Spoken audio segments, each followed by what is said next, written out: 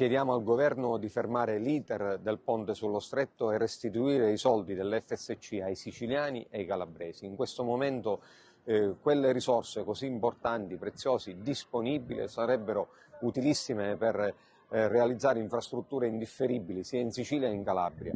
Noi ad esempio abbiamo la Catania-Palermo che è un'odissea, per non parlare dei lavori della Siracusa-Gela che non vengono ultimati. Quindi abbiamo ascoltato per tutta la legislatura l'annuncio di una data di inizio dei lavori del ponte sullo Stretto. Siamo ormai agli sgoccioli, anche quest'ultima indagine testimonia che attorno al ponte non c'è nessuna concreta iniziativa legata all'inizio dei lavori, ma soltanto annunci, promesse e opere spregiudicate, azioni spregiudicate senza nessuna considerazione né dell'interesse pubblico né del bene comune. Si fermi l'opera, si fermi l'iter e si restituiscono i soldi ai siciliani e ai calabresi.